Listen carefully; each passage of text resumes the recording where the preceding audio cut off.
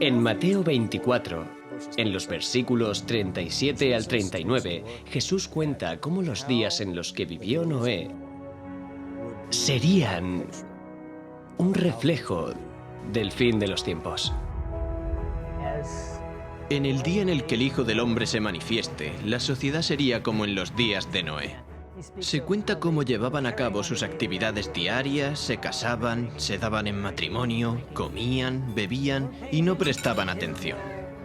A pesar de 120 años de predicación, no sabían que se avecinaba el diluvio.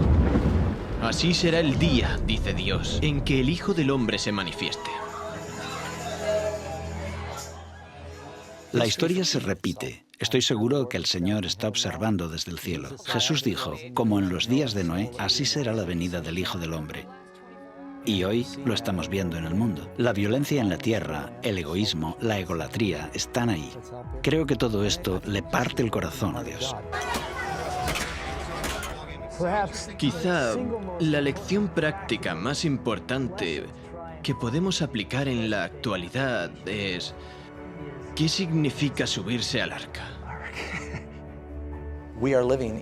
Vivimos en el tiempo del juicio, vivimos en el ocaso de la historia del mundo. Estamos ante el umbral de la eternidad.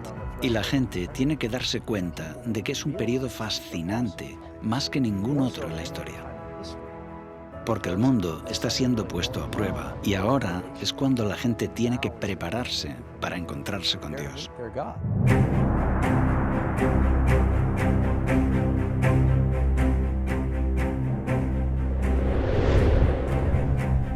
Lo que ocurrió antes del diluvio volverá a suceder justo antes de la segunda venida de Cristo. Aquellos que no tienen una perspectiva, que no estudian el mensaje de las Escrituras, seguirán con su vida como hasta ahora y no verán venir el final. Soy Jeff Reich, director de Layman Ministries. Lo que ahora vas a presenciar no se parece a nada de lo que hayas visto antes. No solo vamos a investigar la historia del diluvio, también buscaremos las raíces de la evolución y cómo ha influido en la sociedad occidental. Y lo más importante, veremos cómo la historia de Noé ayuda a explicar las páginas de la profecía bíblica. Esta es la historia de Noé y el diluvio, como nunca antes la habías visto.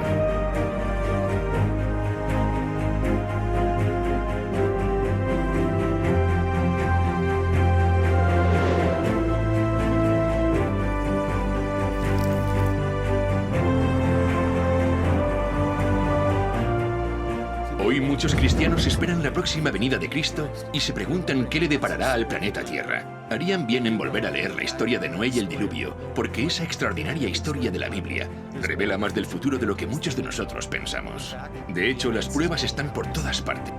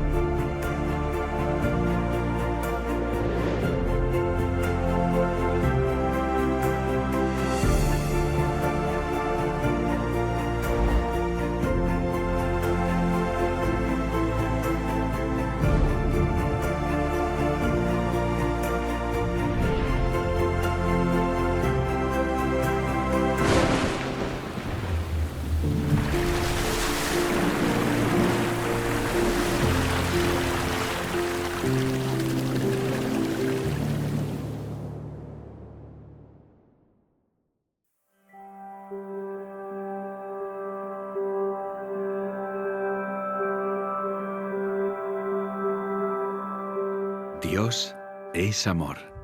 Su naturaleza, su ley es amor. Siempre lo ha sido y siempre lo será. Cada parte de la creación, desde el más pequeño de los insectos que flotan bajo un rayo de sol hasta las vastas galaxias en el lejano espacio exterior, todo es la expresión de su amor inescrutable.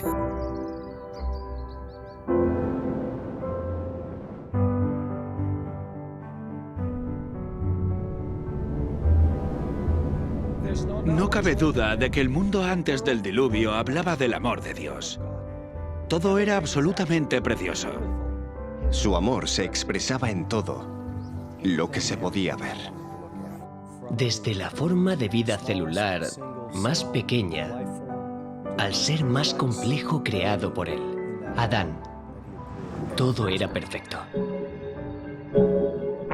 Si pudiéramos viajar al pasado para saber cómo era el mundo antes del diluvio, pensaríamos que era prácticamente otro planeta.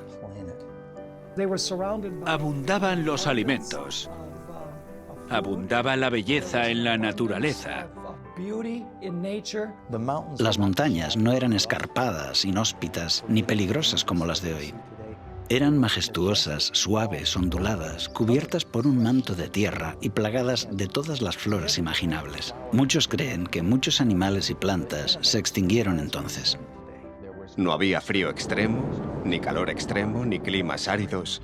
El clima no era extremo. Y no había esas horribles tormentas que tenemos ahora. Los árboles estaban cubiertos de parras y pequeños zarcillos cargados de frutas que las envolvían en perfecto orden. En el Génesis se menciona cómo subía el agua. Era un vapor que regaba la tierra.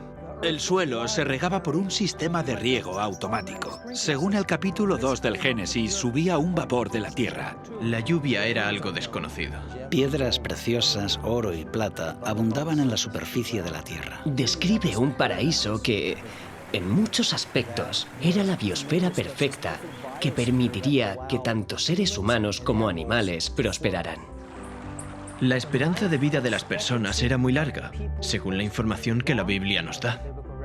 Cuando Dios lo creó, dice, es bueno, bueno, muy bueno. Y frente a toda esa belleza, el hombre pecó. No tenía excusa, porque Dios ya le había provisto todo. Todo estaba en armonía. Y todo era perfecto. Resulta obvio que no vivimos en un mundo perfecto. De hecho, si consideramos que más del 70% de la Tierra está cubierta de agua, este planeta ni siquiera resulta demasiado acogedor para la vida humana. Además, hay lugares yermos y fríos, grandes desiertos, cordilleras. O bien fue así, o es que ocurrió algo que cambió fundamentalmente la superficie de la Tierra. El diluvio cambió por completo la geografía de la Tierra. Estos elementos rotos de la naturaleza nos revelan el verdadero horror del pecado. Y lo que vemos en nuestro mundo es la consecuencia de eso. El hombre empezó a buscar la felicidad en el egoísmo, el pecado y la maldad. Pero Dios, que es amor, dijo, aún quedan personas y deseo salvar a tantos como pueda. Voy a darles una advertencia. Si aún hay alguna posibilidad de redimirlos y acuden a mí, serán salvos. Y al crear el arca, creó un vehículo por el que podían salvarse. Y Noé era el mensajero de quien podían aprender. Dios nos está advirtiendo. Dios nos transmite mensajes proféticos. Darles la espalda será desastroso como lo fue en los días de Noé. La historia de Noé y el diluvio es en muchos aspectos una demostración literal de las profecías del Apocalipsis. Acompañadme a estudiar las profecías del Apocalipsis regresando a los días de Noé.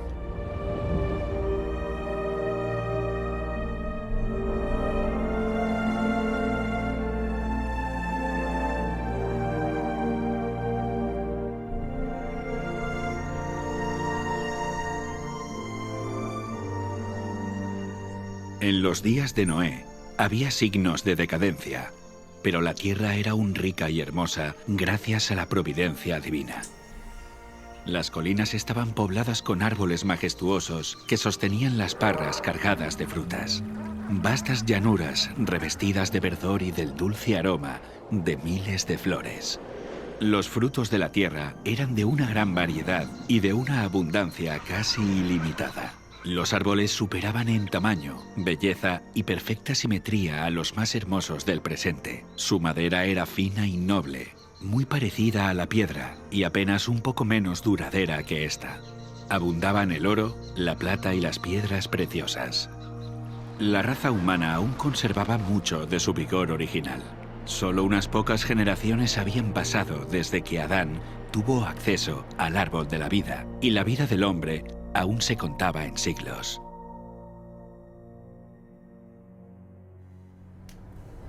Si aquel pueblo longevo se hubiera dedicado al servicio de Dios, con su capacidad de hacer planes y ejecutarlos, habrían hecho del nombre de su creador un motivo de alabanza en la tierra y habrían cumplido el motivo por el cual Él les dio la vida. Pero no lo hizo. Había gigantes, hombres de gran estatura y fuerza, conocidos por su sabiduría, hábiles en la elaboración de las obras más maravillosas. Pero la culpa en que incurrieron al dar rienda suelta a su maldad fue proporcional a su destreza y habilidades mentales. A estos hombres antediluvianos, Dios los colmó de dones, pero usaron su ingenio para glorificarse a sí mismos y los transformaron en una maldición, al poner sus afectos en ellos mismos, en lugar de aquel que se los había dado. Utilizaban el oro, la plata, las piedras preciosas y las maderas selectas en la construcción de mansiones, y trataban de superarse unos a otros en el embellecimiento de sus moradas con las más hábiles obras del ingenio humano. Solo buscaban satisfacer los deseos de sus orgullosos corazones y se deleitaban en escenas de placer y maldad. Sin deseos de conocer a Dios, pronto negaron su existencia. Adoraban la naturaleza en lugar de al Dios de la naturaleza. Ensalzaron la inteligencia humana, adoraron el trabajo de sus manos y enseñaron a sus hijos a adorar a los ídolos. Construyeron altares a sus ídolos en los verdes campos y bajo la sombra de hermosos árboles. Arboledas extensas que conservaban su follaje durante todo el año eran dedicados al culto de dioses falsos. Estas arboledas estaban conectadas a hermosos jardines a través de largas y sinuosas avenidas, adornadas de árboles cargados de frutos y de toda clase de estatuas. Todo estaba provisto de aquello que agradara a los sentidos y fomentara los deseos sensuales del pueblo, y así inducirlo a participar del culto idólatra. Los idólatras de falsos dioses dotaron a sus deidades de atributos y pasiones humanas. Así, el modelo de carácter se degradó al nivel de la humanidad pecaminosa. Y vio Dios que la maldad de los hombres era mucha en la tierra, y que todo designio de los pensamientos del corazón eran de continuo solamente el mal. Y se corrompió la tierra delante de Dios, y estaba la tierra llena de violencia. Dios dio a los hombres los mandamientos como una ley de vida, pero violaron su ley, y el resultado fue todo pecado imaginable. La maldad de los hombres era abierta y temeraria, la justicia era pisoteada, y los gritos de los oprimidos llegaban al cielo. El mundo estaba en sus comienzos, pero la maldad se había hecho tan profunda y general que Dios no pudo soportarlo más. Y dijo: raeré de sobre la faz de la tierra a los hombres que he creado. Declaró que su espíritu no contendería para siempre con la humanidad culpable. Si no cesaban de contaminar con sus pecados el mundo entero y sus ricos tesoros, Él los borraría de su creación y destruiría todas las cosas que con tanto amor les había brindado. Acabaría con los animales del campo y la vegetación, que les suministraba abundante abastecimiento de alimentos, y transformaría la bella tierra en un vasto escenario de desolación y ruina.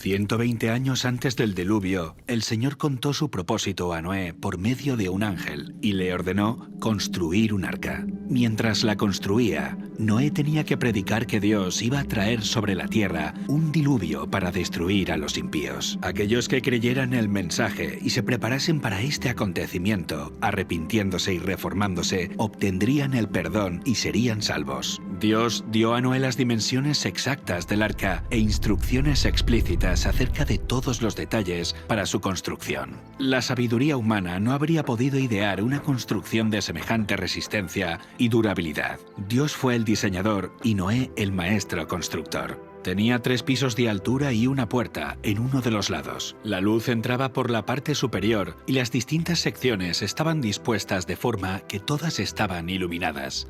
El material que se empleó en la construcción del arca fue el ciprés o madera de gofer, que resistiría al deterioro durante cientos de años. La construcción de esta inmensa estructura fue un proceso lento y laborioso. El arca por sí misma no hubiera podido resistir la tormenta que se avecinaba sobre la tierra. Solo Dios podía proteger a sus siervos de las aguas tempestuosas.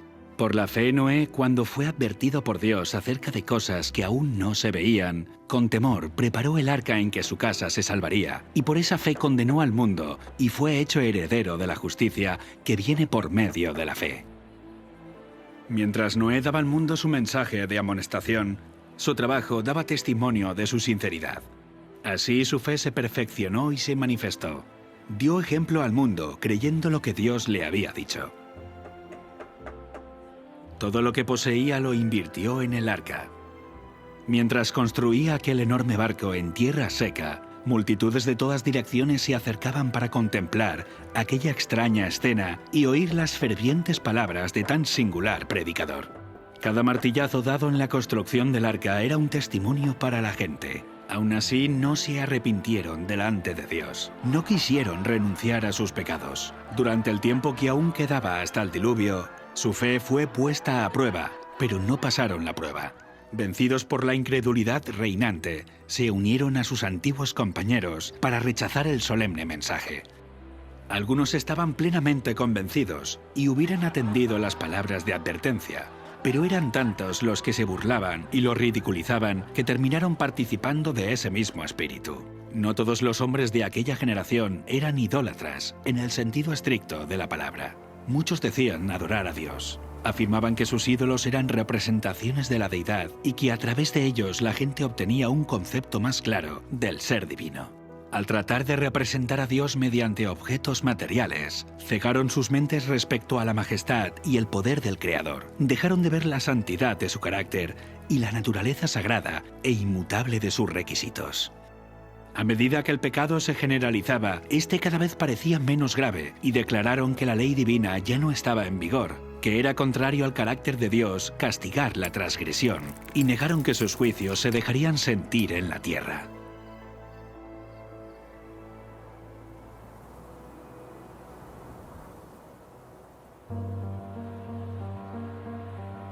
Si aquella generación hubiese cumplido la ley divina, los hombres habrían reconocido la voz de Dios en la advertencia de su siervo.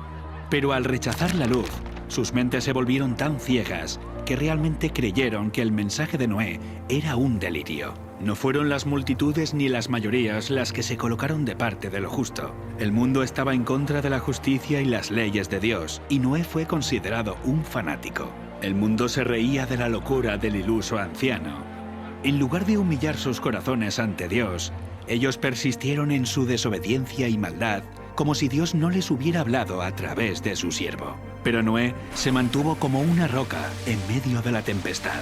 Rodeado por el desdén y el ridículo popular, se distinguió por su santa integridad y su fidelidad inquebrantable. Sus palabras iban acompañadas de poder. Su relación con Dios le proporcionaba la fuerza del poder infinito. Durante 120 años, su voz anunció a oídos de aquella generación acontecimientos que, según la sabiduría humana, estaban fuera de toda posibilidad. El mundo antes del diluvio razonaba que durante siglos las leyes de la naturaleza habían permanecido inalterables. Las estaciones se habían sucedido unas a otras en orden. Nunca antes había llovido.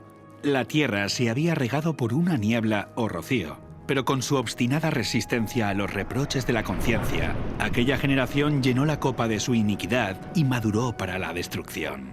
Su tiempo de gracia estaba a punto de concluir. Noé había seguido fielmente las instrucciones que había recibido de Dios. El arca se había terminado como el Señor había dictado, e hizo provisión de alimentos para hombres y animales. Y entonces el siervo de Dios hizo su última solemne súplica a la gente.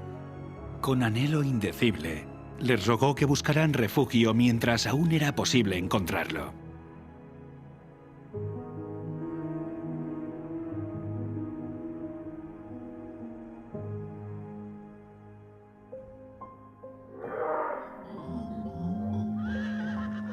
Animales de todo tipo, desde los más feroces hasta los más mansos, se veían venir desde las montañas y los bosques y dirigirse tranquilamente hacia el arca.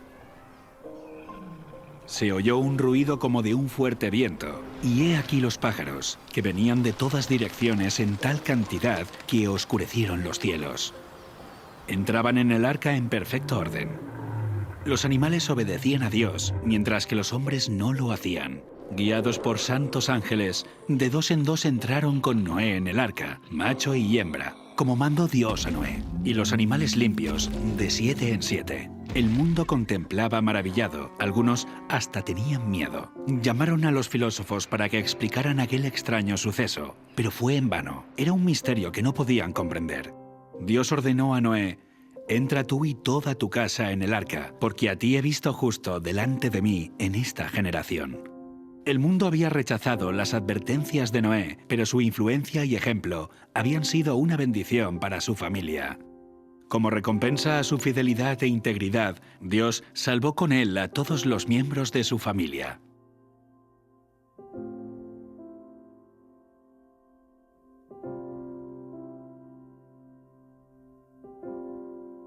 La misericordia dejó de suplicar a la raza culpable.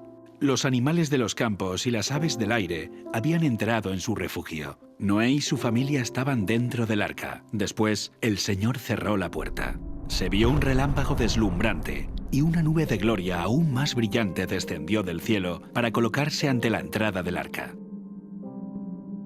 La puerta maciza que no podían cerrar los que estaban dentro fue puesta lentamente en su sitio por manos invisibles.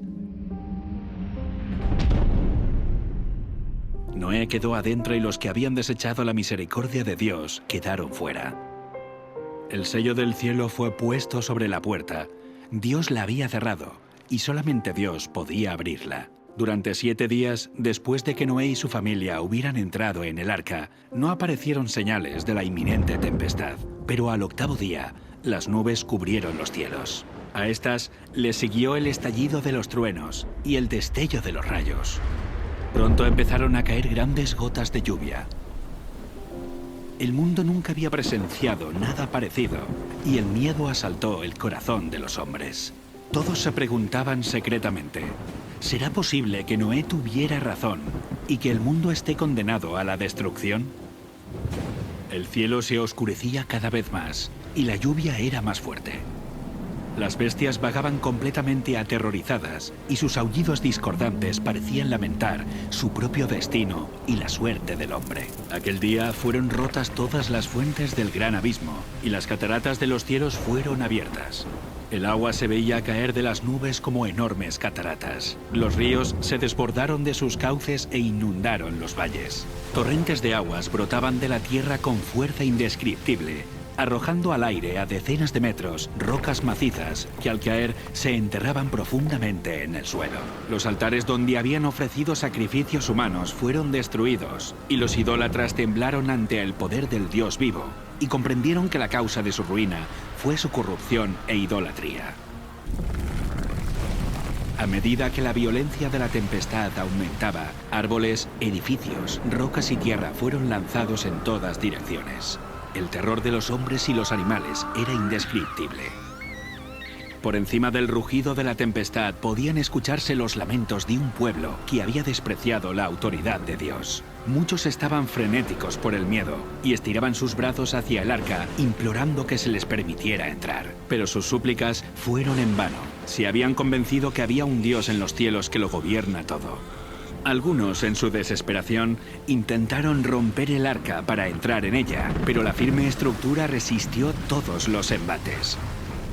Otros se sujetaron al arca hasta que las embravecidas aguas los tiraron o se cayeron por la colisión con rocas y árboles. Todas las fibras de la maciza arca temblaban cuando era golpeada por los vientos inmisericordes, y una ola la arrojaba a la otra. Los rugidos de los animales que estaban dentro del arca expresaban su miedo y dolor. Pero en medio de los revueltos elementos, el arca continuaba flotando con toda seguridad. Otras personas se ataron juntamente con sus hijos en los lomos de poderosos animales, sabiendo que estos eran tenaces para conservar la vida y subirían a las cumbres más altas para escapar del agua que se iba elevando. Otros se ataron a elevados árboles en la cumbre de las colinas o las montañas. Sitio tras sitio que prometía seguridad era abandonado.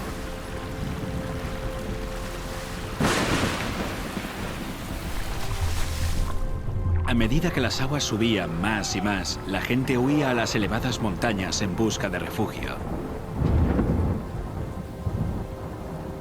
En muchos lugares, hombres y animales luchaban por el mismo sitio, hasta que ambos eran barridos por la furia del agua. Desde las cimas más altas, los hombres contemplaban un enorme océano sin costas. Las solemnes advertencias del siervo de Dios ya no eran objeto de ridículo y mofa. ¿Cuánto habrían deseado los pecadores condenados recuperar la oportunidad que habían dejado escapar? ¿Cómo rogaban que se les concediera una hora más de gracia, otra manifestación de misericordia, otra invitación de los labios de Noé? Pero ya no escucharían más la dulce voz de la misericordia. El amor, no menor que la justicia, exigía que los juicios de Dios pusieran fin al pecado.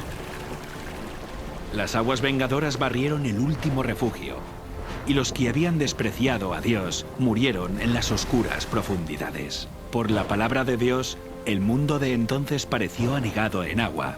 Pero los cielos y la tierra que existen ahora están reservados por la misma palabra, guardados para el fuego en el día del juicio y de la perdición de los hombres impíos. Otra tormenta está por venir, y el pecado y los pecadores serán destruidos. Dios es amor. Aún así hay un límite de tiempo para soportar la maldad. Vimos que Dios envió una inundación de agua para limpiar la maldad de aquella época. Pero nos queda una pregunta. ¿Podría haber habido una catástrofe mundial sin que hubiera dejado evidencias de que realmente ocurrió? El diluvio universal es más que una historia en un libro. Está escrita en la tierra. Y estas evidencias físicas permanecen como testigos y son un aviso para nosotros. Comencemos investigando el juicio.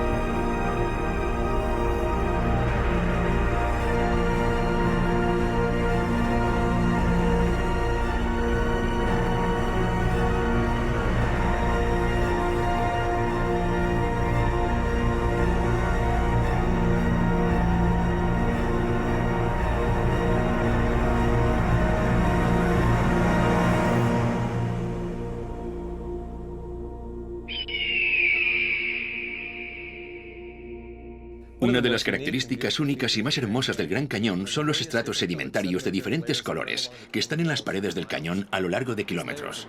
Estos niveles están formados por roca caliza y arenisca, que es lo que genera ese arco iris en las rocas. Es una de las cosas que hace que el Gran Cañón nos parezca tan bonito cuando lo contemplamos. Pero estos estratos no son únicos del Gran Cañón, aunque nos dan una gran pista acerca de cómo se formó.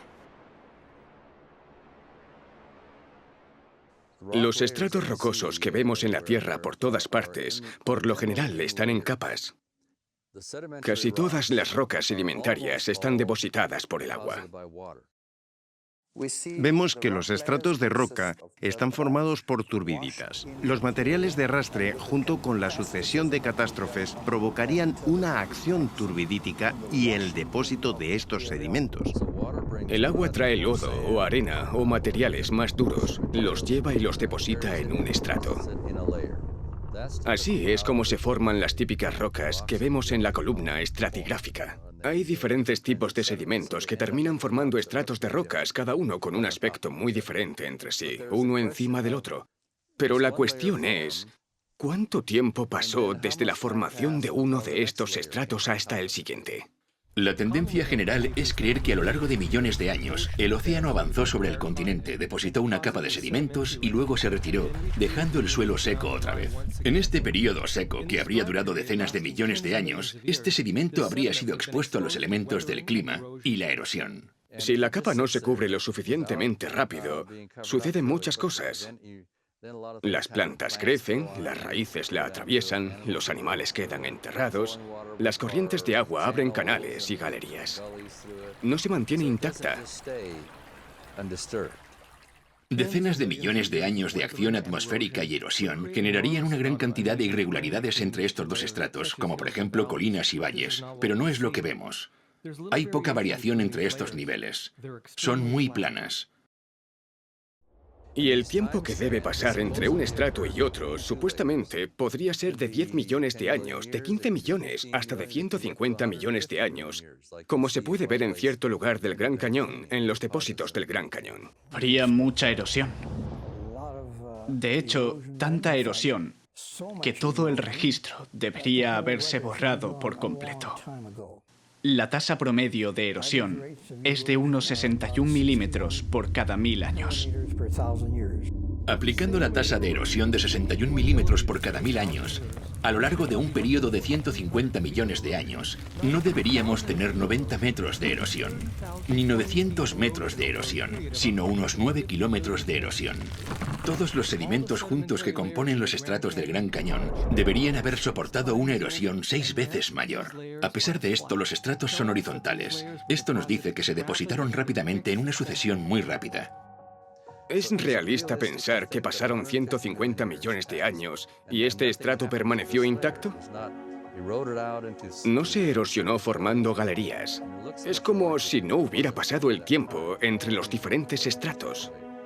El clima está en continuo cambio y la superficie de la Tierra cambia con él. Las tormentas eléctricas, inundaciones, huracanes, terremotos y el viento, entre otros factores, transforman y esculpen la superficie de nuestro planeta. Estos elementos siempre depositan sedimento o erosionan los sedimentos presentes, provocando que las superficies se vuelvan irregulares. El tiempo hace que cambie. Así que cuando vemos los puntos de contacto entre estos estratos de sedimento y no constatamos evidencias de erosión o de acumulación, no encaja la idea de que pasaron millones de años sin que esta superficie se viera alterada. Estos estratos son de turbidita, que generalmente se ordenan de partículas gruesas a finas, lo que desafía los principios uniformistas. Esto confirma que los materiales se depositaron muy rápido. Cuando hay un espacio de 100 millones de años, tendríamos que tener una erosión de varios kilómetros. Sin embargo, el estrato es horizontal. Si se hubiera formado durante mucho tiempo, tendríamos que ver una erosión irregular entre estratos. La falta de erosión confirma que se trata de un periodo de tiempo corto, no uno largo. La horizontalidad de los estratos nos habla de un pasado completamente diferente. Y este es el tipo de información que encontramos en el diluvio del Génesis. No podemos ver la erosión de millones de años porque nunca existieron. Esto es lo que las rocas nos cuentan. Pero la erosión no es lo único que falta. De hecho, tampoco aparecen capas enteras de sedimento que representan millones de años.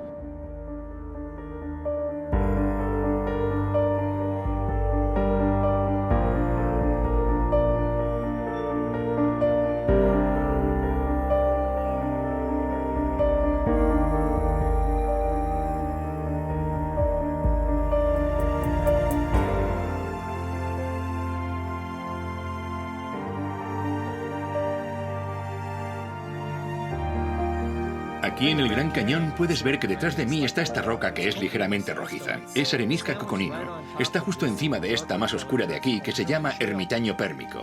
Aquí falta un estrato de sedimento entre la arenisca coconino y el estrato ermitaño pérmico, llamada la formación Schnebly Hill. Aquí podemos ver la arenisca coconino con color más tenue y por debajo de esta se encuentra la formación de Schnebly Hill, que faltaba en el Gran Cañón. Debajo de la formación Schnebly Hill está el ermitaño pérmico, aunque más oscurecida, por la vegetación del valle. Esta es la formación Schnebly Hill. Son más de 240 metros de roca, que corresponderían a 6 millones de años. Y el problema que tiene la ciencia es que no puede quitar ese estrato de piedra, porque en la mente del geólogo moderno, cada estrato está asociado a un periodo de tiempo. Eliminar un estrato de roca significa que tenemos que quitar ese periodo de tiempo. La solución para ello sería, que los niveles inferiores se formaron. Los que faltan deberían estar ahí porque el tiempo ha transcurrido igual. Pero justo en esa zona la erosión ha debido hacer desaparecer toda la capa hasta el estrato anterior sin que hayan quedado huellas. El siguiente estrato se habría depositado encima. El problema con eso es que el contacto es totalmente horizontal con la lámina de un vidrio sobre otra, sin que hayan quedado evidencias de esos patrones de erosión que mostrarían una degradación o desgaste profundos. No tenemos ninguno de estos escenarios. ¿Por qué las grandes eras geológicas son un desafío? Porque no hay evidencias de erosión. La formación de Snebly Hill no se encuentra entre estos dos estratos y no hay ninguna evidencia de erosión. Esto nos dice que apenas pasó tiempo entre la formación de estos estratos y que se depositaron rápidamente en un evento catastrófico. Por esta razón, no encontramos la formación de Snebly Hill entre estos estratos del Gran Cañón y volvemos a constatar esto mismo a tan solo 144 kilómetros de aquí. El Gran Cañón es un ejemplo geológico fantástico de catastrofismo y desafía a las teorías modernas que tratan de explicar estas incoherencias. Aquí tenemos piedra caliza de Redwall, que descansa sobre la roca caliza de Moab.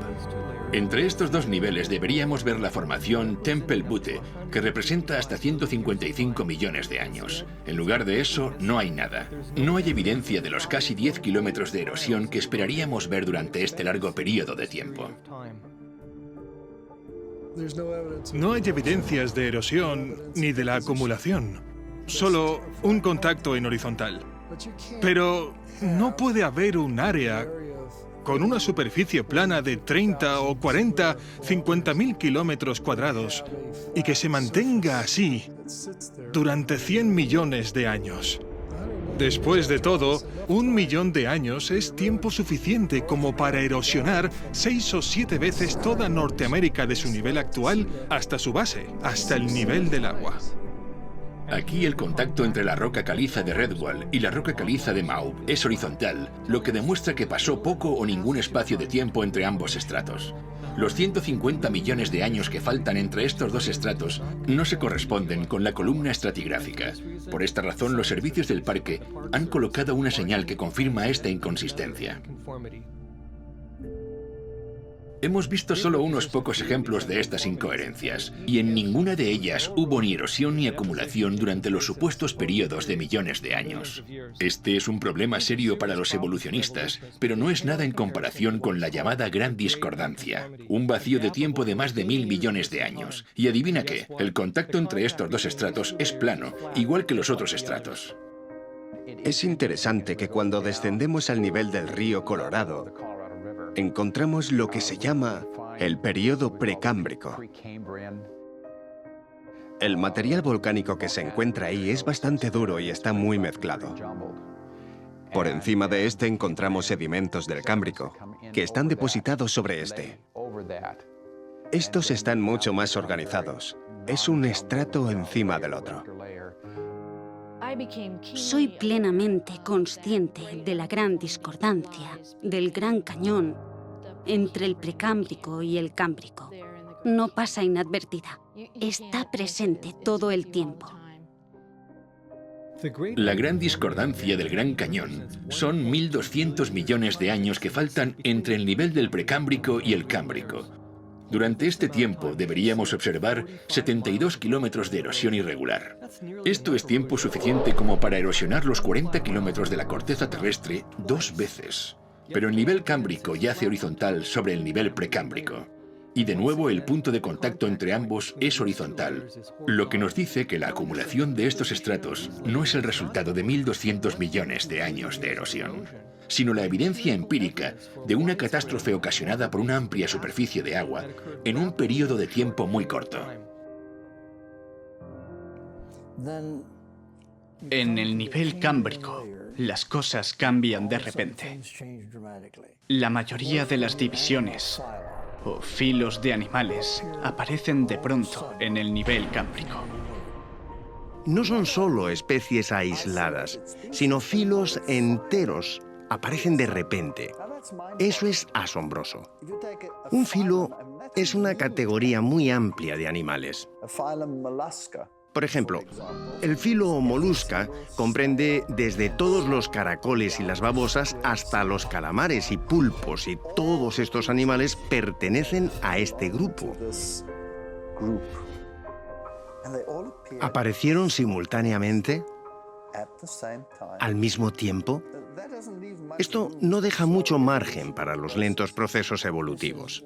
Aquí hay un problema grave para la evolución. Los evolucionistas son conscientes de ello y lo llaman la explosión cámbrica. La explosión cámbrica es el período de los estratos cámbricos, donde tenemos registros fósiles de animales totalmente formados. Estos fósiles totalmente formados nos aportan los datos para nuestra investigación. Como el nivel precámbrico no contiene fósiles de animales, filos o especies intermedias, nos hace pensar en el origen de las especies como una serie de pasos evolutivos interconectados. Es solo una teoría. ¿Qué nos muestra? ¿Son pruebas de la evolución? Difícilmente. Son pruebas de la creación. Este nivel precámbrico llamado roca basal solo contiene fósiles de organismos unicelulares y algunas criaturas de cuerpo blando como gusanos y medusas. Esto encaja con el registro bíblico porque antes del diluvio no había patrones de clima severos o grandes catástrofes que enterraran o fosilizaran animales más grandes. Sin embargo, el nivel cámbrico que está inmediatamente por encima de esta es el primer nivel sedimentario que se depositó durante el diluvio. Es por eso que vemos que es aquí donde aparecen de pronto los animales, filos completamente formados. No hay evidencias de especies intermedias o lentos procesos evolutivos, porque esto nunca sucedió. Estos estratos de sedimentos en el Gran Cañón no son evidencia de la evolución. Son testimonios imparciales de un diluvio catastrófico. Cuando vemos el tamaño de estos depósitos, nos muestran que este diluvio catastrófico fue a escala mundial.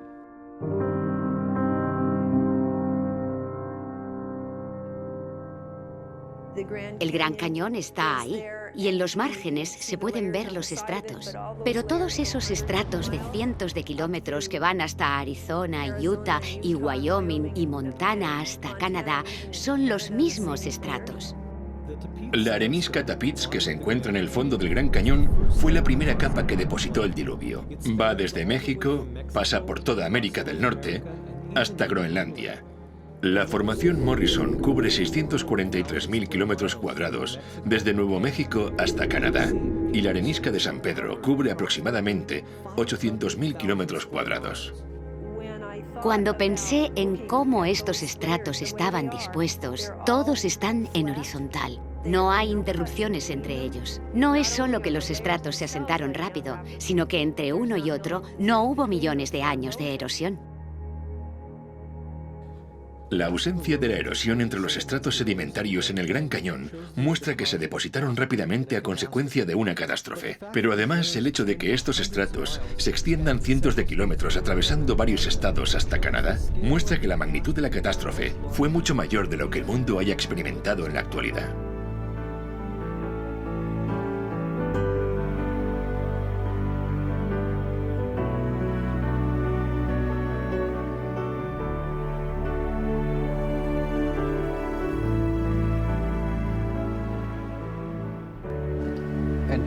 Tenemos evidencias de un diluvio universal cuando observamos los sedimentos, estudiando su estructura, en los fósiles encontrados en esos sedimentos y, ¿por qué no?, también en lo que llamamos la columna estratigráfica. Encontramos el cámbrico, el ordovícico, el silúrico, el devónico, el carbonífero y el pérmico.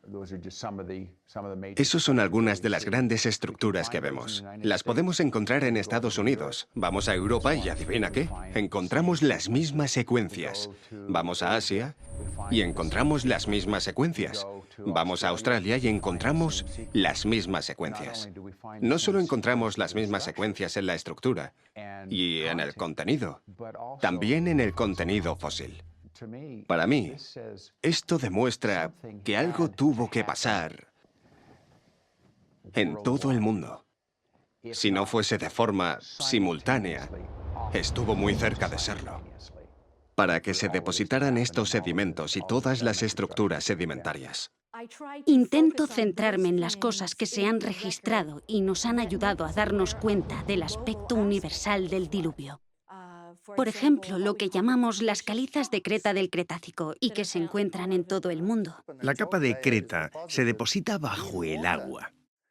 Se forma a partir de los esqueletos de carbonato de calcio de foraminíferos, que son organismos marinos. Y hay grandes cantidades de estos organismos. Este estrato se extiende en todo el continente y de continente a continente. Y solo pueden depositarse estando bajo el agua. Por lo tanto, todo el mundo debió estar bajo el agua al mismo tiempo. Estas son pruebas tan convincentes de un diluvio universal que realmente uno necesita de mucha imaginación para contemplarlo como una serie de avances y regresiones periódicas del mar. Y esos son solo un tipo de depósitos que nos dicen que sucedieron cosas de escala mundial, porque tenemos Creta en varias partes del mundo y todas ellas están en la misma posición dentro de la columna geológica. Encontramos que están sobre arena que contiene hierro, que llamamos arenisca glauconítica. Y encontramos la arenisca glauconítica en Inglaterra. Podemos encontrar el mismo estrato de calizo en Estados Unidos, en Alabama. Podemos encontrarlo en Australia. Y adivina qué, sí, siempre está sobre las areniscas glauconíticas y tienen siempre los mismos tipos de fósiles. Este es el kit de la cuestión, y es una prueba de que sucedió algo similar en todo el mundo. Estoy en el margen sur del Gran Cañón, a una altura de 2000 metros sobre el nivel del mar. Estoy aquí sobre lo que llamamos la formación de roca caliza Kaibab. Esta roca caliza se encuentra en toda Nevada, Utah, Arizona e incluso tan lejos como el estado de California. Y está repleta de fósiles marinos. El hecho de que encontremos aquí fósiles marinos nos dice que este estrato debió formarse rápidamente, porque es la única manera de que se produzca la fosilización. Hay ciertos tipos de formaciones de roca caliza. Algunas formaciones de rocas calizas características del Gran Cañón y de otras áreas durante el Paleozoico se encuentran también en Europa y Asia y en otras partes del mundo. Estas rocas calizas son muy típicas porque están distribuidas por todo el mundo. En los estratos hay cosas que aquí son características y que están en todo el mundo. Un poco más arriba se aprecian otras características iguales en todo el mundo y un poco más arriba las rocas presentan otras características homogéneas en todo el mundo y así podríamos seguir. Hay muchos ejemplos de esto. Pero ¿por qué están en todo el mundo? La mejor forma de explicarlo es mediante una catástrofe a nivel mundial. La extensa distribución de caliza de Creta y otras capas sedimentarias se corresponde con lo que se esperaría ver en una catástrofe mundial. Pero los fósiles considerados con frecuencia como pruebas de la evolución, en realidad son evidencia de la historia del diluvio del Génesis. Encontrar los mismos fósiles en las mismas capas, en todo el mundo, es otro punto destacado que da consistencia al relato de un diluvio universal, un fenómeno mundial. Y cuando vemos los registros fósiles, encontramos fósiles más pequeños, menos complejos en el fondo. Y conforme subimos por la columna estratigráfica, encontramos una complejidad cada vez mayor.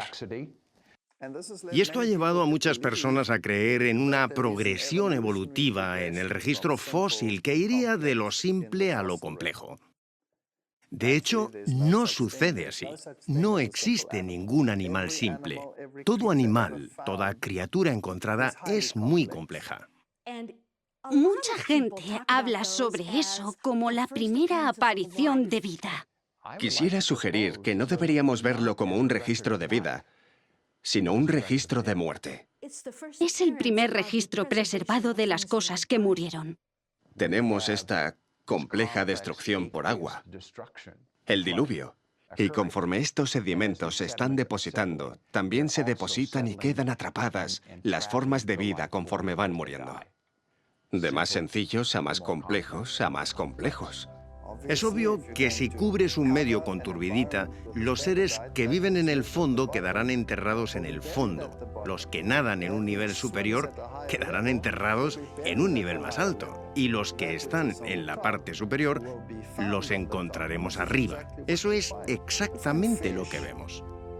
Encontramos que los peces están fosilizados en su posición de nado, algunas veces con comida en su boca. Es una muerte instantánea. Los fósiles solo se forman cuando se entierran con rapidez. Para tener un entierro rápido se necesita una catástrofe, una avalancha de barro provocada por lluvias intensas o por un diluvio. El hecho de que haya tantos fósiles en todo el mundo o en los mismos estratos demuestra un entierro rápido a escala mundial. Otra pista que señala que esto fue el resultado de un diluvio universal es el hecho de que estos animales fueron arrastrados a los llamados cementerios fósiles por corrientes muy fuertes. Cementerios fósiles.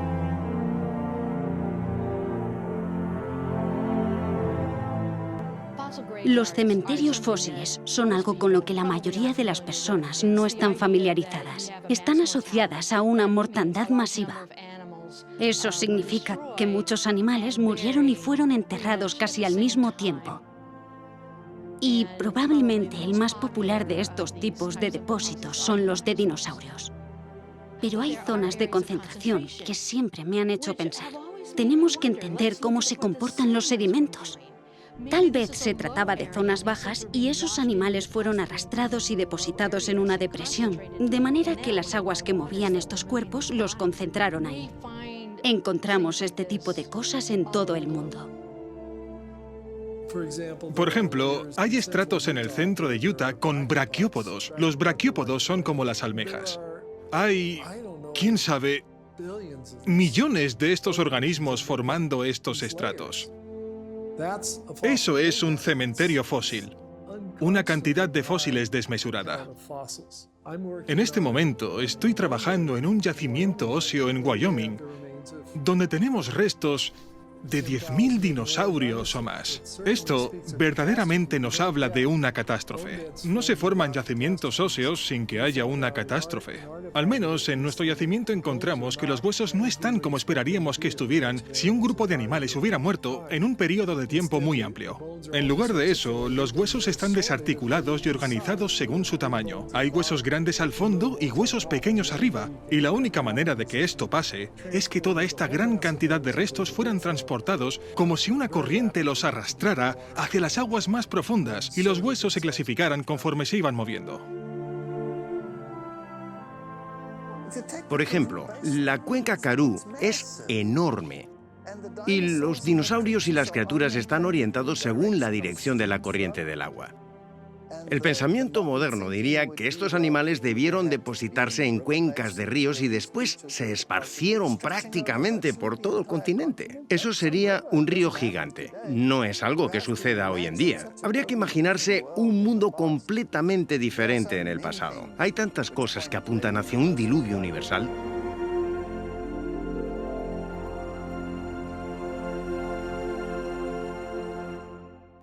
Las violentas fuerzas del diluvio arrastraron miles de animales a zonas donde se fosilizaron después. Sin embargo, en otras condiciones, los mismos restos de animales se convirtieron en carbón. El carbón aparece por una gran cantidad de plantas que se depositaron todas juntas y se compactaron y cambiaron su estructura química en carbón. Los depósitos de carbón pueden ser muy extensos, pueden ser pequeños, aunque un solo depósito puede llegar hasta 300 metros de espesor.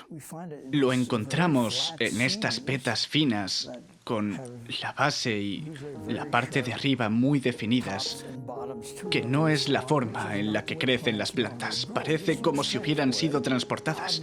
Fueron evidentemente depositadas por el agua. Se encuentran organismos marinos en yacimientos de carbón que están situados en tierra. Esto desmiente cualquier historia que contradiga el relato bíblico. Encontramos grandes cantidades de carbón. En Wyoming tenemos millones y millones de toneladas de carbón. En Australia tenemos millones y millones de toneladas de carbón. En Europa tenemos, también en Pensilvania, y estos son solo algunos ejemplos. Cubren miles de kilómetros cuadrados y todos estos depósitos de carbón son del mismo tipo, en la misma posición dentro de la columna estratigráfica que se extiende hasta Europa y Rusia, y así podríamos continuar. La extensa distribución de estos depósitos de carbón es de escala mundial. Independientemente de su ubicación, estos depósitos de carbón también están en la misma posición en la columna estratigráfica, lo que demuestra que se depositaron al mismo tiempo. Por lo tanto, es lógico concluir que la formación de estos depósitos de carbón son el resultado de una catástrofe provocada por agua que sucedió a escala mundial, más o menos al mismo tiempo. Se estima que se necesitan de 600 a 900 centímetros de vegetación para formar 30 centímetros de carbón. Algunos depósitos de carbón tienen más de 30 metros de espesor, lo que requeriría más de 60 o 90 metros de vegetación cubriendo un área de decenas de miles de kilómetros cuadrados. Cuando los científicos ven la cantidad de carbón que tenemos en la Tierra hoy en día, se dan cuenta de que no hay forma de que la vegetación del planeta pudiera cubrir esa cantidad de carbón. Y estoy de acuerdo con eso. La diferencia es que ellos creen que el carbón es el resultado de la acumulación de millones de años de vegetación. Pero la Biblia nos dice que la Tierra antes del diluvio era un planeta verde y exuberante. No es imposible que el carbón venga de la vegetación existente antes del diluvio. Muchos científicos creen que cuando se formó el firmamento, la Tierra estaba sometida a poco más de 2 atmósferas de presión. Estas 2 atmósferas de presión generarían un crecimiento muy abundante. Donde ahora vemos vastos desiertos, cordilleras y continentes helados, hubo una vez, antes del diluvio, tierra fértil y vastos bosques como nunca hemos visto. Encontramos grandes cantidades de petróleo en los desiertos del Medio Oriente, vestigios de sus antiguos paisajes verdes. Los científicos encontraron en los testigos perforados en la Antártica que el continente antes era un bosque tropical cubierto de palmeras. Los vastos bosques enterrados en la Tierra durante el diluvio y que después se han transformado en carbón y petróleo, forman los extensos yacimientos que vemos hoy en día. Estas son solo algunas de las muchas evidencias que testifican el amor de Dios por el hombre, mediante la creación de un planeta verde y exuberante, y que fue destruido por una catástrofe mundial ocasionada por el agua tal y como la Biblia lo registra. El diluvio es un evento que concuerda con lo que vemos en geología, en términos de una creación de Dios en solo 6 días hace unos pocos miles de años, tal y como la Biblia lo describe.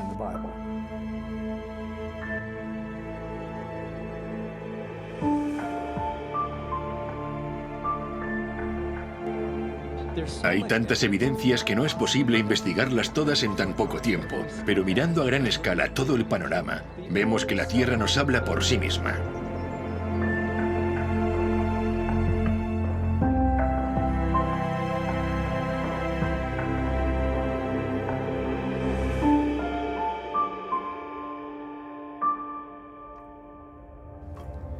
Hemos visto cómo no hay erosión entre los diferentes niveles de estratos horizontales del Gran Cañón, lo cual nos dice que estas capas se depositaron rápidamente y no a lo largo de millones de años.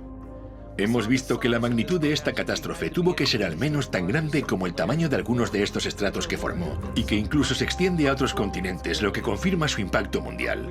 Hemos analizado cómo no hay rastro de erosión en estas capas sedimentarias durante los supuestos cientos de millones, o incluso miles de millones de años, mostrando que esto no concuerda con el modelo evolutivo. Comprobamos que en el primer estrato sedimentario se encuentran animales fósiles completamente formados, y no en etapas evolutivas progresivas. Hemos visto cómo la existencia de fósiles en estas capas son la evidencia de que fueron rápidamente enterrados, ya que algunos fósiles de peces se encuentran con comida en su boca y en posición de nado. Encontramos que los grandes cementerios fósiles son una sólida prueba de que miles de animales muertos, peces, mamíferos e incluso aves, fueron arrastrados juntos y depositados en depresiones donde quedaron cubiertos y fosilizados. Hemos visto cómo los depósitos enormes de carbón y petróleo que ahora encontramos solo pudieron formarse por la compactación de la vegetación existente de una tierra verde y exuberante que fue destruida y enterrada. Vimos cómo el estrato de Creta del Cretácico, formado por el diluvio, cubre todos los continentes tal y como cabría esperar en una catástrofe mundial. Cuando miramos estas pruebas en perspectiva, ¿qué vemos? La propia Tierra nos dice que una vez fue diezmada por una catástrofe mundial provocada por el agua.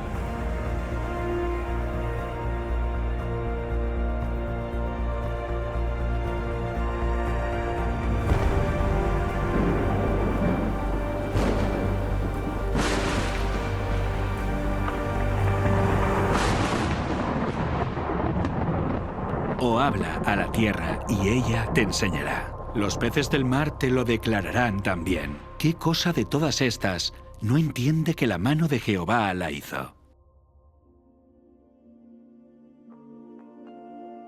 Si el mundo está lleno de evidencias, ¿por qué por algunas de las mentes más brillantes de la comunidad científica rechazan la historia del diluvio tal y como se encuentra en la Biblia? Os daré una pista. Es algo que poco tiene que ver con las evidencias.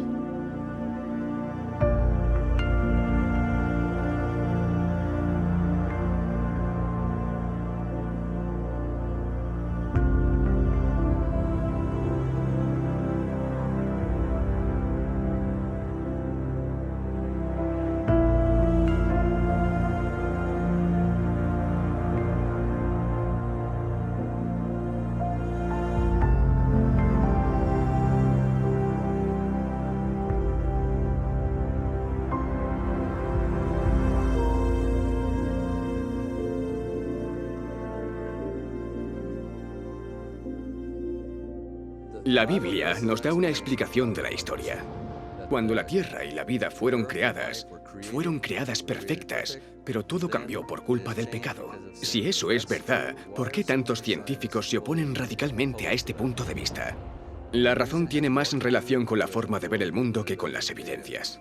Dejar a un lado las creencias religiosas no resuelve el problema. El prejuicio no es un problema religioso, es un problema humano. No importa lo que profesemos, tanto si yo digo que soy cristiano y rechazo la biología evolutiva, como si soy un evolucionista y rechazo el cristianismo, o si me encuentro confundido en algún punto intermedio. En cualquier caso, todo lo que hacemos, todo lo que vemos, todo lo que decimos y comprendemos, nuestra visión del mundo, cómo formulamos nuestras ideas, nuestros pensamientos a partir de lo que vemos y conocemos del mundo alrededor de nosotros, se ven afectados inalterable e inevitablemente por estas dos visiones. La visión del mundo tiene una fuerte influencia en lo que percibimos y el tipo de preguntas que nos hacemos. Si tu interpretación de los datos está limitada por tu forma de ver el mundo, es obvio que vas a reducir el tipo de conclusiones a considerar. Así que, por ejemplo, cuando tienes una visión del mundo materialista y observas las células, estas máquinas moleculares increíbles que yo tanto disfruto estudiando, o la información registrada en el ADN, hay ciertas teorías que puedes considerar a partir de los datos recogidos. Pero si eres un materialista, ninguna de tus teorías te van a sugerir que una mente inteligente escribió esa información en el ADN. Esa teoría no está permitida.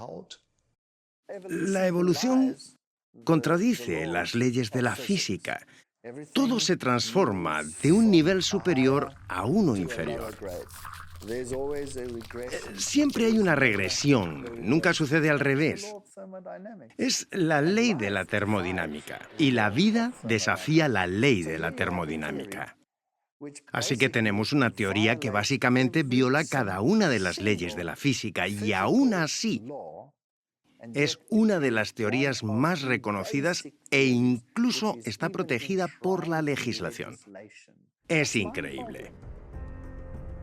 La ciencia se define como una exploración sistemática que construye y organiza el conocimiento en forma de explicaciones comprobables y predicciones sobre el universo. El problema que tiene la evolución es que sus explicaciones no se pueden comprobar. La evolución necesita que algo que no está vivo pueda por sí mismo crear algo vivo. Este misterioso suceso no se ha observado en ningún lugar de la naturaleza ni en un laboratorio y por lo tanto no sigue el método científico, así que no puede establecerse como un hecho científico. Toda la vida se compone de ADN, una forma muy compleja de organizar la información. La razón por la que los procesos naturales no pueden ni nunca producirán vida es porque los procesos naturales no generan ni organizan información. La organización requiere de inteligencia. Donde vemos evidencia de organización, vemos evidencia de Dios. Por lo tanto, la revelación más suprema que el estudio de la ciencia y del mundo natural puede otorgarle a la humanidad es el descubrimiento de lo sobrenatural.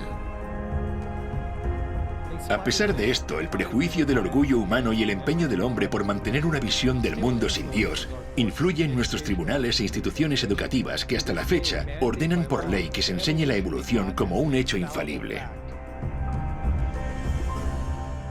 La gente me pregunta, ¿por qué la ciencia parece estar cada vez más segura de mantener una explicación evolucionista sobre el origen de la vida?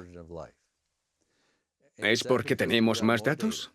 No, en realidad no es eso. Es porque esa visión del mundo nos da confianza, nos atrae cada vez más, y pienso que en parte se debe a las batallas políticas sobre lo que tiene que enseñarse en las escuelas públicas. Cuando dicen que tienes que enseñar eso, entonces básicamente lo que están diciendo, en mi opinión personal, es que todos los profesores tienen que mentir, porque tienen que proclamar esa teoría que es una hipótesis de la ciencia moderna. Cuando hay otras teorías que explican mejor lo que vemos y que están excluidas. Si expusieran a los estudiantes ambas teorías para que pudieran compararlas y elegir, sería justo. Pero la forma en la que se está haciendo ahora está fuera de toda lógica. En los libros de texto no se habla de Dios, ni en los libros de texto científicos, ni en los artículos científicos. Dios no aparece. Pero, ¿y si Dios existe?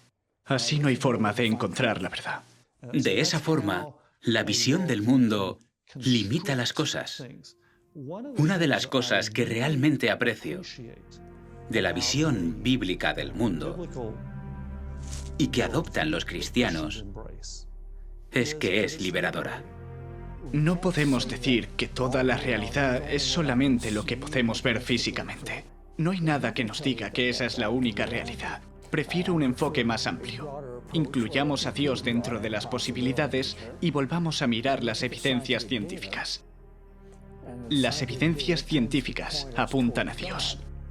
Cuando alguien dice, bueno, no me voy a involucrar con la religión o con la Biblia porque no es ciencia, creo que está siendo innecesariamente limitado y elimina la posibilidad de investigar algo que puede ser real.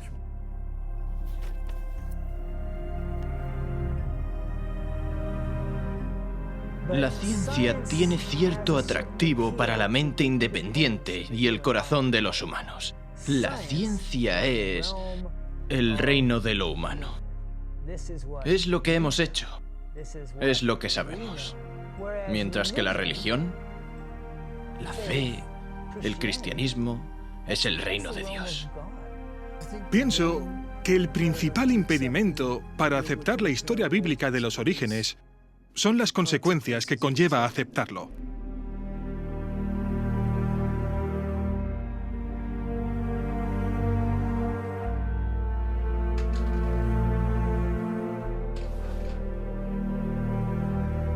El problema de poner a Dios dentro del debate es que inevitablemente nos recuerda la cuestión de la responsabilidad moral. Decir que hay moralidad en el paradigma evolutivo es engañarse a uno mismo. No puedes creer en un ser supremo y otros seres inferiores sin que esa relación tenga que definirse de alguna manera. Intuitivamente, reconocemos que esa es la ley moral. Es posible que no nos sintamos bien cuando somos examinados bajo esa luz. Así que para escapar del concepto de juicio, para escapar de la responsabilidad moral, hay una tendencia natural a querer olvidar al Creador. En consecuencia, cosas como la historia del diluvio, las pruebas que aún son visibles en la Tierra, son cosas para las que, a veces subconscientemente, nos gusta encontrar una explicación alternativa. Nos sentimos cómodos escapando de la idea de responsabilidad moral.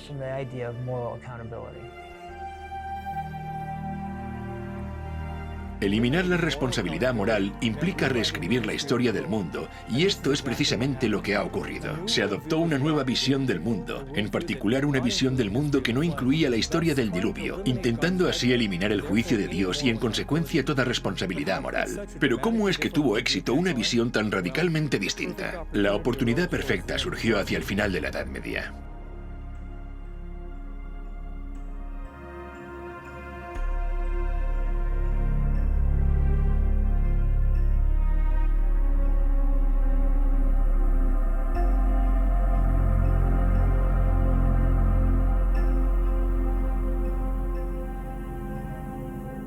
Cuando miramos la cultura popular de nuestros días, la historia del diluvio no es algo que generalmente se acepte como literal.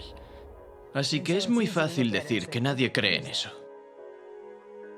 Bueno, eso nos lleva a preguntarnos, ¿qué pasó con los últimos miles de años? Y la respuesta es, todo el mundo cree en eso. De hecho, la historia del diluvio universal se ha escrito en todas las épocas, en las culturas de todo el mundo. Todas las culturas tienen la historia de un diluvio. Todas enseñan lecciones sobre esta historia. En cada cultura las lecciones son diferentes, pero lo creían. ¿Por qué no lo creemos ahora? A veces los estudiantes me preguntan cómo la ciencia llegó a tener el punto de vista que tiene ahora, que niega los milagros y tiene una fuerte reticencia a creer en la creación. Para comprender eso tenemos que ir a la historia. Nuestra sociedad ha estado sometida bajo toda una estructura de pensamiento intelectual fabricada y dirigida a desacreditar la historia del diluvio, la historia del mundo y la historia de la creación.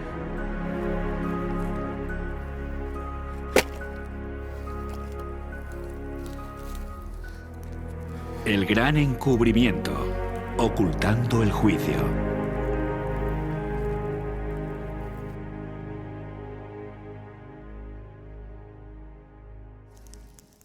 Toda la superficie de la Tierra ha cambiado a consecuencia de una catástrofe provocada por el agua. Y estas evidencias tan abrumadoras no pueden borrarse ni eliminarse. Así que en las mentes de los que rechazan la historia del diluvio, necesitan reinterpretarse. Y así es como pasó.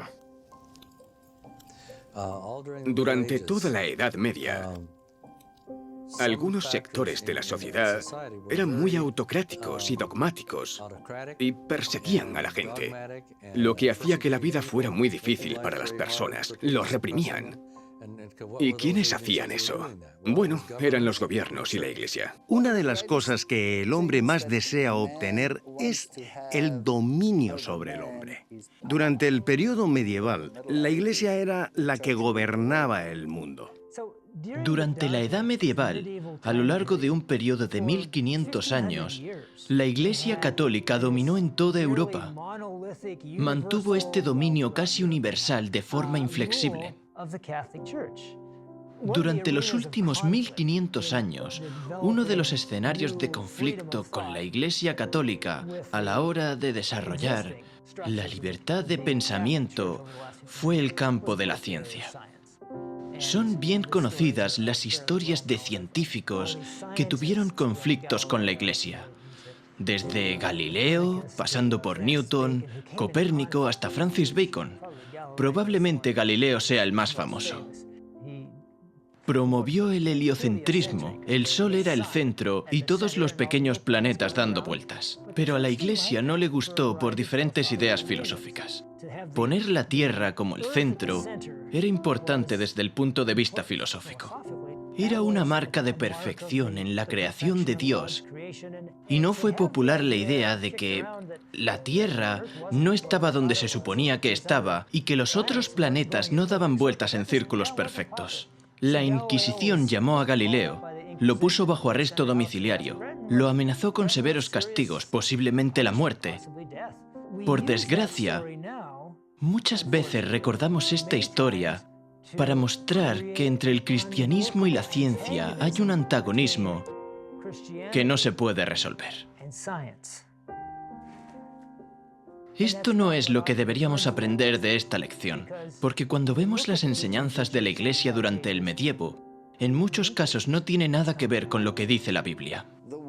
El mundo ha estado sometido a un pensamiento religioso muy rígido. Y cualquier cosa que se saliera de ese esquema tan restringido se consideraba que iba en contra de la verdad, en contra de Dios, contra la Biblia, y debía ser eliminado por la fuerza mediante la acción de la Inquisición y con la pena de muerte. Finalmente, se llegó a un punto en el que la gente estaba cansada de eso. Estaban hartos de eso. La Iglesia perdía credibilidad por culpa de eso, por la manera en la que trataban a la gente. Los gobiernos, la gente estaba harta de cómo los gobiernos los habían tratado, y esto hizo que los eruditos comenzaran a desvincularse de la autoridad y de estas instituciones autocráticas.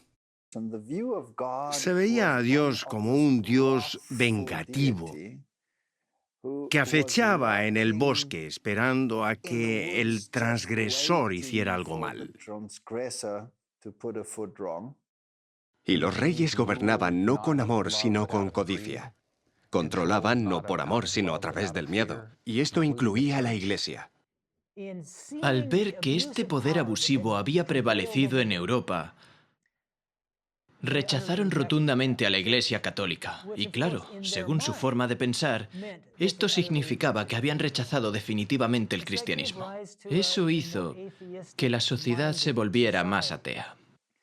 Y la mentalidad del hombre es, bueno, ¿cuál era esta fuerza que me restringía? La fuerza que restringe cualquier expansión de la mente es Dios.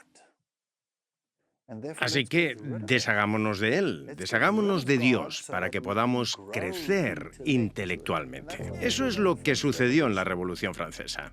En lugar de someter a las masas a sus dogmas en sumisión ciega, el trabajo de Roma dio como resultado convertirlos en infieles y revolucionarios. Consideraron que su avaricia y crueldad eran fruto de la Biblia y no aceptarían nada de eso. Roma había malinterpretado el carácter de Dios y ahora los hombres rechazaban a la Biblia y a su autor. Esto automáticamente desencadenó en la Revolución Francesa y la total anulación del poder de la Iglesia que se había mantenido sobre la gente por más de 1000 años. En la Asamblea Nacional de Francia, la turba revolucionaria declaró que solo se rendiría culto a la razón. Presentaron a una mujer hermosa adornada con un manto azul y la proclamaron la diosa de la razón.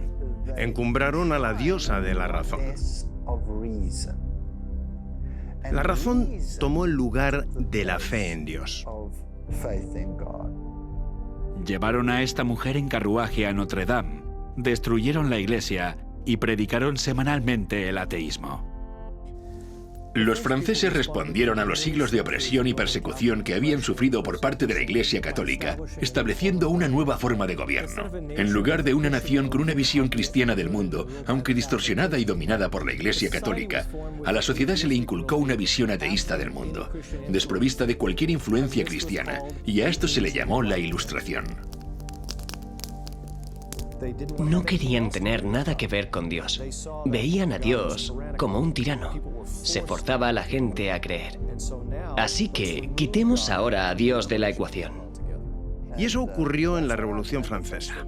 Pasamos de un punto donde Dios era el centro a hacer que todo se basara en la razón. El ateísmo surgió en Francia con mucha fuerza. Mira lo que pasó en Francia. Se quemaba la Biblia, se destruía. Y a esto lo llamaron la era de la Ilustración.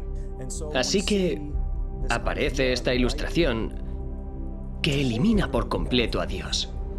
Los sacerdotes católicos fueron excluidos de todos los estamentos de la sociedad francesa y fueron los que sufrieron la tasa de mortalidad per cápita más alta. Los ánimos estaban muy revueltos y se volcaron en contra de la Iglesia. En la mayoría de los casos, eso significó que renunciaron al cristianismo. En un esfuerzo por defender la ciencia y la razón como los nuevos ideales de la sociedad, los esfuerzos de las corrientes ateas se enfocaron en descristianizar Francia durante el período conocido como el Reinado del Terror. Se capturó y ejecutó a los sacerdotes. Las iglesias y los monumentos religiosos sufrieron vandalismo o fueron destruidos. La palabra santo se eliminó de las señalizaciones de las calles. Se prohibió el culto a Dios. Quemaron públicamente la Biblia al grito de guerra de los infieles franceses que decían «aplasten al despreciable», refiriéndose a Cristo y lo que su iglesia representaba. Muchos fueron asesinados mientras oraban de rodillas y sus cuerpos eran abandonados mientras caían en sus mismos lugares de adoración. En los bosques donde se reunían los cristianos se colgaban cadáveres de los árboles y estaban esparcidos por todas partes. Todo esto perteneció al movimiento ateo llamado la Ilustración, y quienes deseaban destronar a la Iglesia Católica de siglos de tortura y matanza ahora hacían los mismos crímenes. La culminación de los eventos que provocó la Ilustración y luego la Revolución Francesa parecían indicar la muerte del cristianismo. Todo pasó como lo hubiera querido Satanás. Su política es el engaño, y su propósito es traer al hombre dolor y miseria para desfigurar la obra de Dios, estorbar sus planes divinos de benevolencia y amor, y así causar dolor en el cielo. De esta forma, mediante las artes del engaño, lleva al hombre a culpar a Dios como si toda esta miseria fuera resultado de los planes del Creador. Cuando el pueblo descubrió que el romanismo era un engaño, optó por hacerle creer que todas las religiones eran engañosas y la Biblia una fábula. Parecía como si el papado fuese a morir. La sociedad era libre de considerar una alternativa diferente, digámoslo así. Esta era de la Ilustración, este libre pensamiento, fue en realidad el inicio de lo que llamamos la ciencia moderna. Este movimiento no dependía de ninguna autoridad. Esto sucedió en el periodo que llamamos la Ilustración. Ya no tienes nada que te ate. Puedes explorar. Puedes empezar a observar y puedes empezar a usar la razón humana. De hecho, la gente comenzaba a desconfiar de los gobiernos y de la Iglesia. Querían pensar por sí mismos y lograr mayor libertad para el hombre. Y esta libertad se reorientó en muchas direcciones que incluyen romper con la idea de que Dios existe. De no ser por la Revolución Francesa y la idea de que Dios no está involucrado en el proceso y la razón sustituye a Dios, el pensamiento evolucionista no habría encontrado un suelo fértil donde crecer. En la nueva generación de científicos que estudian la Tierra, los más notables son Lyell y Darwin. Surgieron en el siglo XIX. Charles Lyell fue un geólogo que introdujo por primera vez el concepto de que había grandes periodos de tiempo en el desarrollo de las características geológicas y después escribió la obra Principios de Geología. Este punto de vista geológico que Lyell expone en su libro se conoce como uniformismo. El uniformismo establece que los procesos que se han desarrollado y que han ocurrido en el pasado son semejantes a los que tenemos ahora. Si hay algo que en la actualidad necesita mucho tiempo para desarrollarse, también en el pasado debió necesitar mucho tiempo. El uniformismo es en lo que se basan para hablar de millones de años tan importantes para la teoría evolucionista. La aceptación generalizada del principio uniformista ya se predijo en la Biblia como una de las razones principales para que en el tiempo del fin la gente niegue tanto la creación como el diluvio universal. En los postreros días vendrán burladores, andando según sus propias concupiscencias, y diciendo: ¿dónde está la promesa de su advenimiento? Porque desde el día en que los padres durmieron, todas las cosas permanecen así como desde el principio de la creación. Es por eso que el uniformismo enseña que todas las cosas han seguido con el mismo ritmo desde el principio.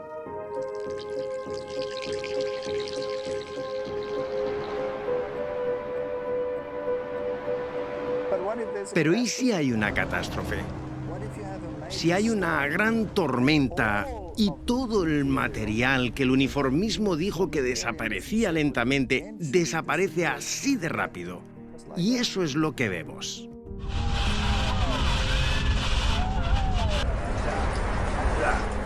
La percepción de que las cosas permanecieron iguales desde el comienzo de la creación es una filosofía que Dios advirtió que caracterizaría el sistema de creencias en los últimos días, y se nos advierte que esta actitud llevaría a las personas a ignorar voluntariamente que el mundo de entonces pereció anegado en agua.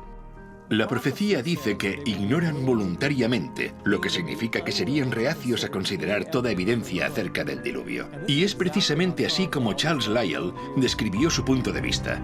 Cuando Lyell escribió sobre los fósiles dijo: no podemos explicar su posición actual a causa de un diluvio universal. Aborrezco profundamente a los más grandes académicos, los principios en los que construyeron sus fundamentos en el aire y que todo se basa en un milagro. Como naturalista, Charles Lyell rechazaba todos los milagros como una forma de explicación, pero no fueron sus observaciones científicas las que le llevaron a esta conclusión. Fue el compromiso con su propia visión del mundo. Él reveló sus prejuicios contra la historia del diluvio bíblico cuando escribió en una carta que la nueva interpretación de las eras geológicas liberarán la ciencia de Moisés. Estas ideas pasaron de Charles Lyell a un joven estudiante universitario de 22 años, Charles Darwin. Cuando se comisionó a Charles Darwin para viajar en el Beagle, uno de los libros con los que viajó fue el libro de Charles Lyell, Principios de Geología. Iba leyendo esta información y llega a las Islas Galápagos y ve estos pinzones. Y estos pinzones eran tan variados que entonces se le ocurre que obviamente estos pinzones han tenido que evolucionar de una sola pareja que llegó a las islas y todas las variedades evolucionaron a partir de ese momento. Y resulta que los planteamientos geológicos encajan con esto. Esto debió haber tomado su tiempo. Y las ideas de Lyell empiezan a calar. Entonces piensa, si esta variedad que veo aquí se desarrolló y cambió con el tiempo mediante la selección natural, entonces Dios no creó nada. Charles utilizó las ideas de Lyell sobre las grandes eras geológicas y las aplicó a la biología. De esta forma dio a la evolución algo de lo que antes carecía, un mecanismo científico con el cual operar. A Darwin se le ocurrió una nueva teoría, la de la selección natural, y fue un bombazo. Eso fue lo que le dio credibilidad. Ahora hemos encontrado un mecanismo que puede explicar este cambio a lo largo de grandes periodos de tiempo. Más adelante, Darwin se convirtió en un amigo cercano de Lyell y algunos dicen que fue la persona que más influyó en la vida de Darwin. Darwin opinó sobre la visión de Lyell acerca del diluvio y dijo: Lyell está convencido de que ha conseguido hacer temblar la fe en el diluvio con mucha más eficacia sin haber dicho palabra en contra de la Biblia que si lo hubiera hecho de otra forma. A mediados del siglo XIX, las cosas empezaron a cambiar. Hacia finales de ese mismo siglo, la comunidad científica empezó a excluir a Dios de sus interpretaciones. Ahora, Dios había sido expulsado del abanico de explicaciones de la comunidad científica. He aquí solamente esto he hallado, que Dios hizo al hombre recto, pero ellos buscaron muchas perversiones. La teoría de la evolución se ha convertido en el fundamento de nuestra sociedad en todo el mundo, y los resultados catastróficos de esta creencia pueden verse en todas partes, en la negación de la responsabilidad moral, en la negación de Dios y por lo tanto, en la negación del diluvio. Pero la evolución, más que ninguna otra creencia, ha llevado a la sociedad a un nivel de maldad como el que existía en los días de Noé. Y vio Jehová que la maldad de los hombres era mucha en la tierra, y que todo designio de los pensamientos del corazón de ellos eran de continuo solamente el mal. Crueles y malos, así es como Dios definió los pensamientos del hombre antes del diluvio. Esto se aplica aún más a nosotros cuando consideramos lo que la Biblia tiene que decir sobre los pensamientos de los malvados. El malo, por la altivez de su rostro, no busca a Dios. No hay Dios en ninguno de sus pensamientos. Cuando la Biblia dice que no hay lugar para Dios en sus pensamientos, lo que está diciendo es que Dios está totalmente ausente en su mente. En los días de Noé había mucha maldad en la tierra. Era una sociedad sin Dios que no le buscaba ni tampoco pensaba en él. Con esto en mente podemos ver el total cumplimiento de la profecía de Jesús, tal como sucedió en los días de Noé. Así será el día en que el Hijo del Hombre se manifieste.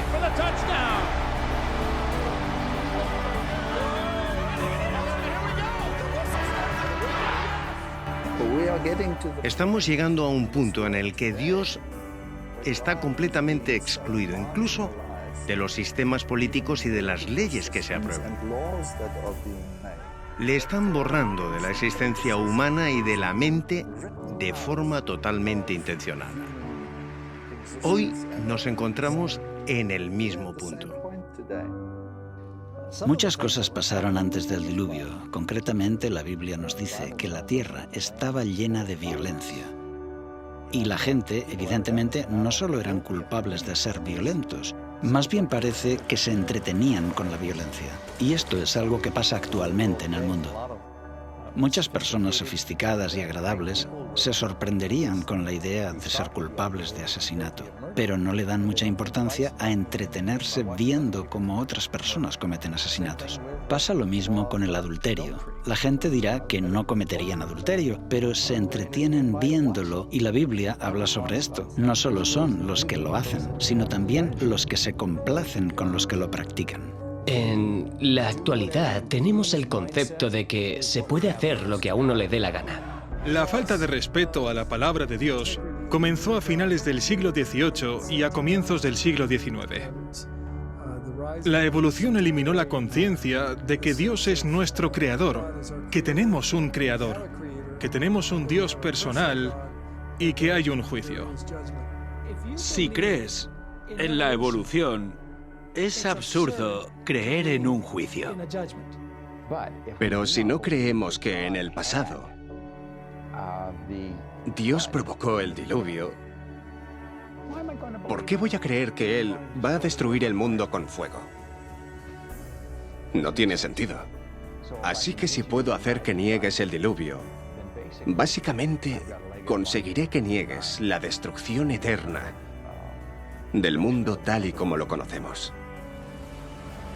Mientras nuestra cultura globalizada se aleja de la idea de que hay unos principios morales absolutos y nuestra cultura evita adoptar un modelo moral, vemos cómo se incrementa el sufrimiento, el crimen y la miseria de forma proporcional hasta el punto de que ni siquiera se respeta la vida misma. Mientras las cosas siguen empeorando en nuestro mundo, se hace evidente por qué es necesario un juicio justo y por qué también fue necesario en los días de Noé. El mal se había fomentado hasta el punto que ya no hubo solución. Habría continuado a ese nivel para siempre, lo que habría supuesto un universo de miseria eterna. ¿Quién querría vivir en un universo como ese durante toda la eternidad?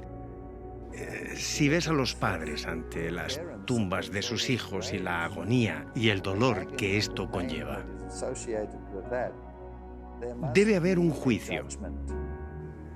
Y es por eso que Dios ha marcado un límite para evitar que la humanidad fuese sepultada sin que quedaran testigos del amor de Dios y del propósito original de la creación, el de vivir en paz, armonía y amor juntos con Dios. Fue entonces que Dios tuvo que intervenir para que no se perdiera la historia acerca del amor de Dios. Así que Dios tuvo que intervenir. Dios es amoroso, Dios es paciente, pero como le dijo Moisés, aunque es paciente y ofrece abundante perdón y misericordia, no tendrá por inocente al culpable. Hay un tiempo para el juicio. Y el Señor dijo, no contenderá mi espíritu con el hombre para siempre, porque ciertamente él es carne, mas serán sus días 120 años. El texto dice que hubo 120 años de avisos y súplicas. El juicio no vino así como así, aunque los que prefieren ignorar que Noé lo advirtió durante los 120 años que estuvo predicando, pueden pensar que sí lo hizo. El juicio siempre ha estado atenuado con la misericordia, pero la misericordia no impide el juicio. Llegará el momento cuando la lluvia caerá. Y Él destruyó el mundo con un diluvio. Y esta destrucción es la garantía de que vendrá otro juicio después de este. Y la Biblia dice que el siguiente juicio será por fuego.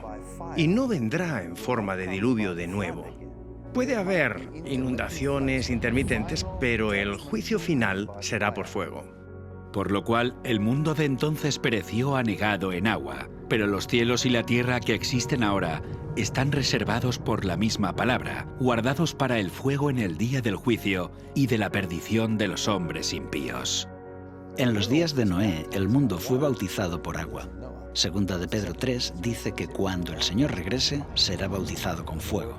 Después de esto, Él hará un cielo nuevo y una tierra nueva. Podemos decir que después del bautismo por agua en los días de Noé, la tierra nació de nuevo. Pero Dios protegió a Noé y a su familia. En la segunda venida también habrá un bautismo de fuego y Dios protegerá a su pueblo. El mismo mensaje que tenemos en el libro de Génesis se predicará de nuevo en el tiempo del fin.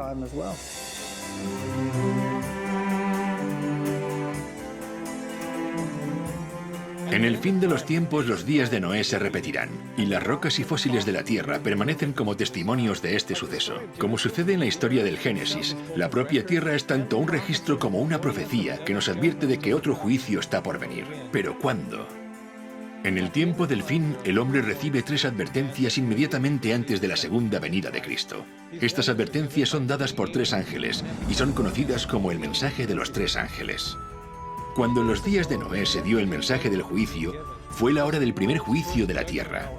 Ahora, en el tiempo del fin, el mensaje del primer ángel se hace eco de la advertencia de Noé al anunciar: la hora de su juicio ha llegado. En la segunda parte de los días de Noé, investigaremos estos mensajes y también descubriremos en qué año se anunció la hora del juicio y cuándo comenzarán a contar los días de Noé para la última generación.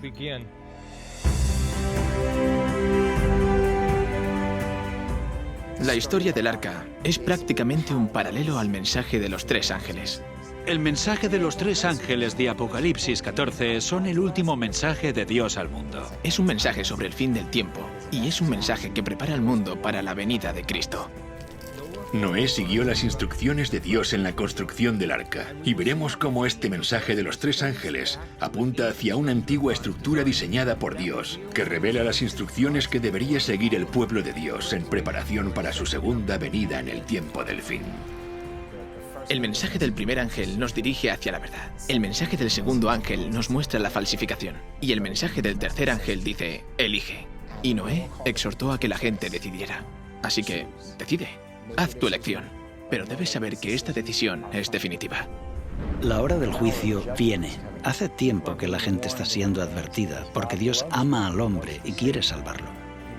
Dios volverá a ver la maldad del hombre y dirá que los pensamientos de su corazón y su mente son de continuo solamente el mal y Él traerá de nuevo el juicio. Este es un mensaje de advertencia, es un mensaje de amor, pero también es un mensaje que avisa de un juicio inminente.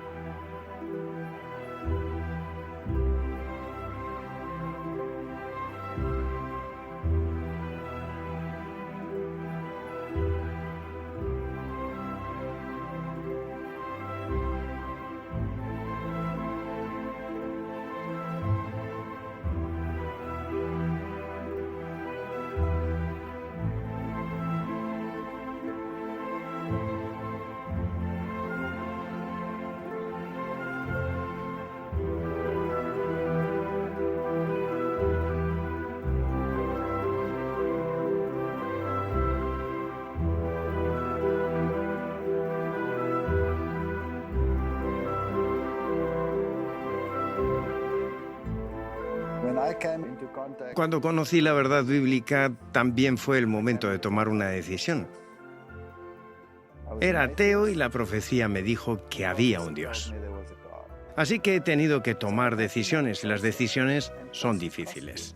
Cuando tomé la decisión de no creer más en la evolución, sino predicar sobre la creación, esto trajo consecuencias, porque yo era zoólogo y estaba en una universidad secular en el departamento de zoología. La consecuencia fue que renuncié. No estaba dispuesto a transigir con aquello por lo que creo que era un beneficio económico.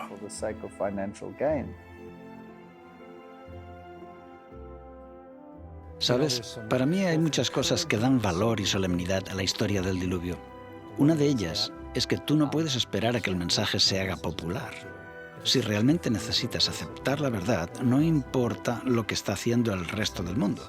Alguien dijo una vez que una idea tonta sigue siendo una idea tonta aunque millones de personas la crean. Y aunque Noé representaba a una minoría, ahora está claro que estaba en lo correcto. Y Dios cuida a las personas que siguen firmes aunque la verdad no sea popular. Mi fe cristiana no depende de la ciencia que practico. Aún así, uno no puede evitar preguntarse, si Dios es el autor de ambas, ¿no deberían entonces coincidir? ¿Por qué no coincide el mundo natural con la explicación bíblica? Estoy deseando ver cómo hacemos ciencia de calidad y avances en relación a nuestro conocimiento del mundo, usando la Biblia como punto de partida. Esto me ha motivado y ciertamente ha hecho crecer mi confianza en la palabra de Dios. Y doy gracias por eso.